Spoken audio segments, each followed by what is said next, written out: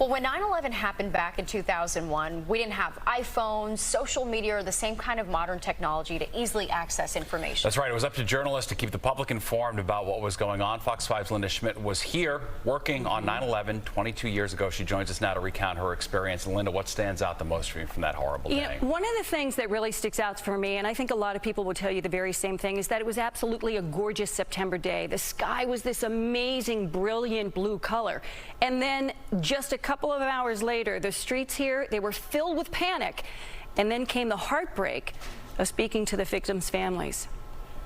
When you look at this video, it is so hard to believe that this is something that's actually happening. It looks like some type of action thriller movie. It is surreal. Not reality. It is surreal. It was the feeling that we all experienced as journalists, Americans, human beings, watching the unimaginable and the horror unfold before our very eyes. I was anchoring on 9/11 with my colleagues Rosanna Scotto and former Good Day New York anchor Jim Ryan. Journalists were trying to make their way into the city. We have people who live outside of Manhattan, that live in the other boroughs, that can't get to work. Others, I ran into Alan Horowitz, one of our cameramen, and he walked 5 miles from Queens to get here. In order to get here, to get to a live truck, to get to a location, to be able to bring people the information that they need to know. And quickly, it felt as though the world around us was coming to an end.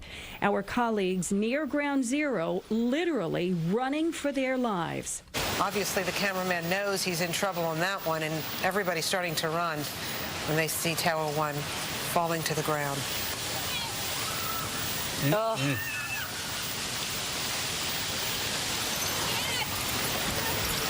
And when you're running like that, just in fear for your life, you have no idea how close that is behind you. You don't dare look back. And it's just coming from every street. Look at that. People in and around the city were frantically trying to make phone calls that would not connect. There's a problem with so many of the phone lines, they're down. Within minutes of the attack, military bases across the country were locked down.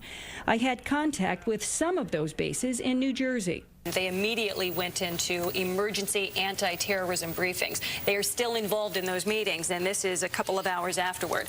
Also, military bases all across the country have been shut down, and they are on full alert today. And, of course, at every military installation right now, they have the anti-terrorism briefings going on. Many journalists were at City Hall when the plane struck the World Trade Center because it was primary election day. Former Good Day New York veteran reporter Dick Oliver describing the scene for us. I'm looking outside the window of the hospital now, and it looks as though a snowstorm occurred with 2 or 3 inches of snow all over the cars.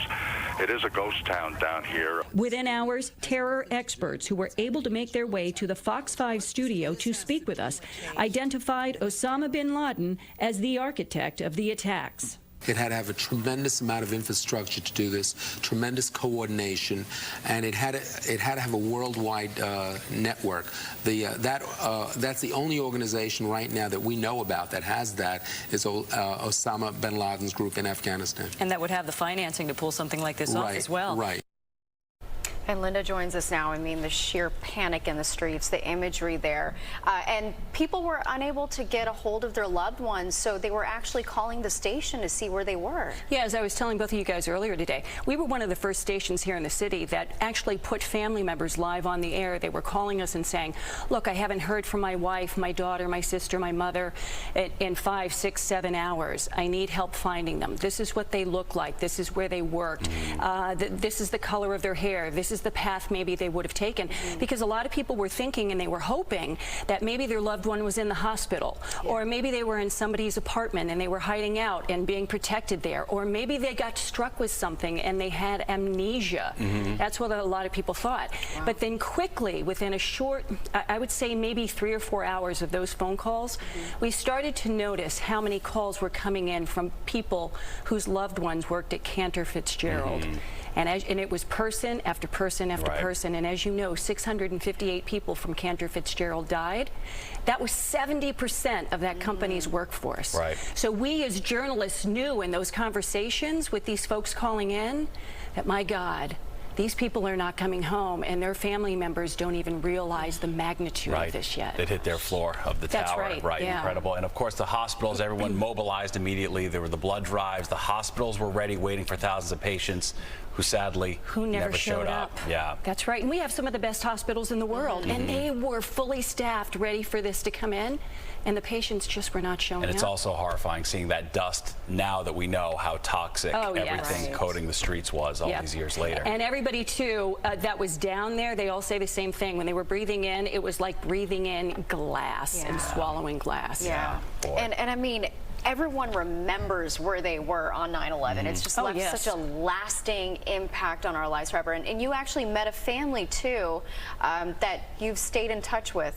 You know, there were so many people, like as a journalist here covering this, and when you go out and you interview these families, you do make a connection with these people, and there have been several that I have maintained friendships with. This particular family here that I'm about to tell you about, because this is one of those stories that really just sticks with you. A young family, and they had a young child. He was 4, and the mom was describing for me how she has the family picture, and the little boy kept trying to crawl into the picture to be with his father, and he didn't understand why his daddy was in the picture, and he had just seen him.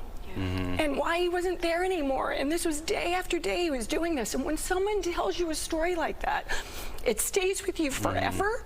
And that's the magnitude of just the heartbreak of this. These were young families, so many of these people, with babies at home. Yeah. You know? Unimaginable. It really is all these years later. Wow. Yeah. Linda, thank you for that. It never gets less powerful, that's for sure. And for more 9/11 coverage, you can download the Fox 5 NY News app. Just search Fox 5 NY in your app store and download it for free today. We'll be right back.